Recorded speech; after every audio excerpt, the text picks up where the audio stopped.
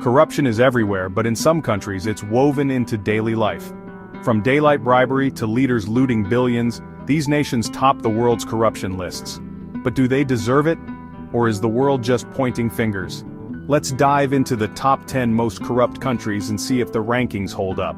Corruption isn't just about stolen money, it's about broken systems, rigged contracts, and leaders treating the treasury like a personal piggy bank. Tonight, we're taking a world tour of graft, asking not just who's corrupt, but why. Is it failed leadership, history, or is ranking corruption itself a flawed exercise? Buckle up, let's begin this eye-opening journey. First stop, Nigeria, Africa's oil giant and a masterclass in vanishing wealth. Billions in oil revenue have simply disappeared, funneled through shell companies, offshore accounts, and luxury real estate abroad. The ghost worker scam is legendary. Thousands of fake employees on the government payroll, their salaries pocketed by the powerful. For many, bribery is a daily transaction, greasing palms for licenses, school spots, or basic services. Is this a cultural problem or a failure of leadership? Some say it's a system built on impunity, where the powerful are never punished. Leaders caught stealing often get promoted, not prosecuted.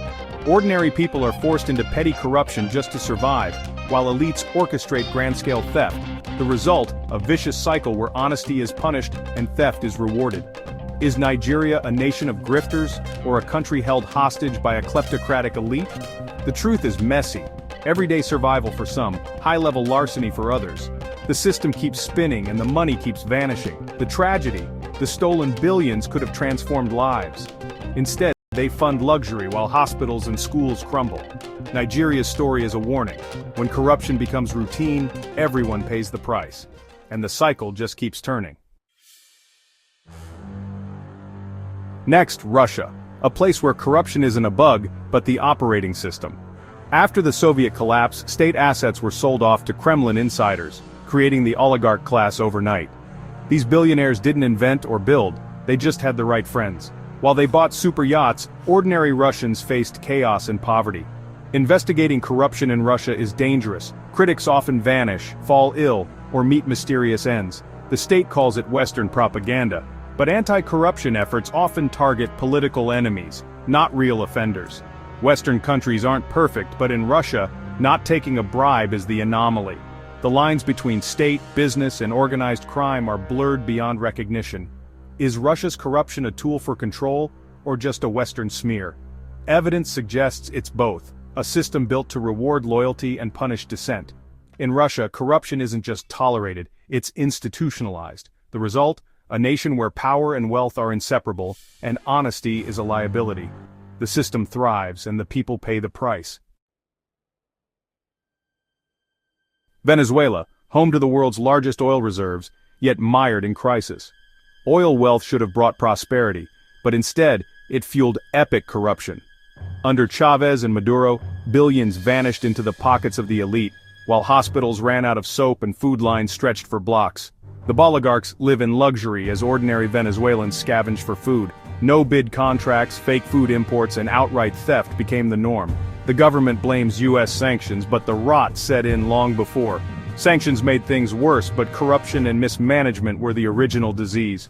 The tragedy, a nation's wealth squandered, its people plunged into misery. Is Venezuela a victim of foreign aggression or its own leaders' greed? The answer, both. Corruption hollowed out the state, and sanctions finished the job. Venezuela is a case study in how corruption can destroy even the richest nations.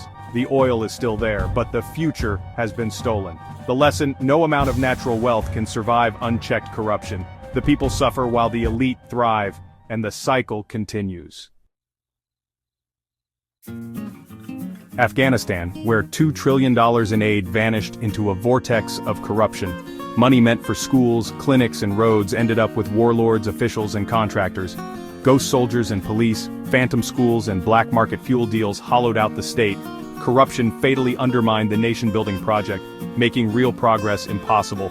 The war zone environment made oversight nearly impossible. Survival trumped reform. Some argue the international community fueled the problem by flooding the country with cash and little oversight. Aid empowered the same warlords meant to be replaced. Was Afghanistan's failure due to culture, or a flawed foreign policy?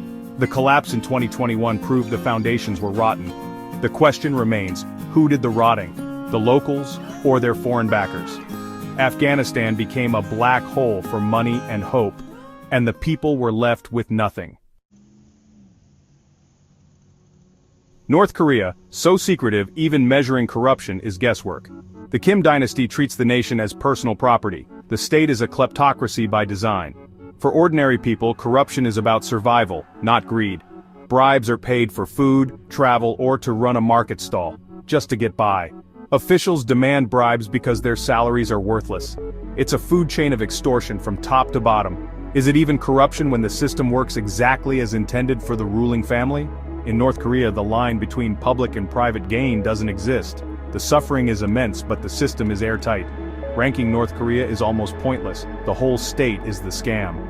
It's not just corruption, it's total control. Somalia, a country without a functioning government for decades. In this vacuum, corruption is the law, not the exception. Government jobs are bought, aid is stolen, and piracy became a booming business. Local officials often collude with pirates, taking a cut of ransom money. But is it fair to rank Somalia's corruption? With no real state, there's no entrusted power, just raw survival. The government that exists is breathtakingly corrupt, losing most of its revenue to theft. But this is the corruption of anarchy, not bureaucracy. It's a desperate scramble for resources in a lawless land. Labeling it corrupt misses the point. It's a failed state, not just a corrupt one. The tragedy is, there's barely a government left to fail. Syria, where war and corruption are inseparable. The Assad regime rewards loyalists with control over key sectors, turning checkpoints into toll booths and crises into business opportunities. Rebel groups do the same, extorting, taxing, and looting aid meant for civilians. Ordinary Syrians must pay bribes or buy stolen goods just to survive. The war economy traps everyone, blurring the line between victim and perpetrator. Is this level of corruption inevitable in total war? When institutions collapse, theft and extortion become the new order. In Syria, corruption isn't just about greed, it's about survival in a shattered society. War crimes overshadow even the worst graft. The real horror, a system where survival means complicity. South Sudan, born in hope, consumed by corruption. Oil wealth and aid were looted by leaders who treated the treasury as personal property.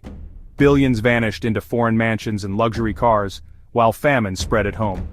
The civil war was a fight over spoils, not ideology.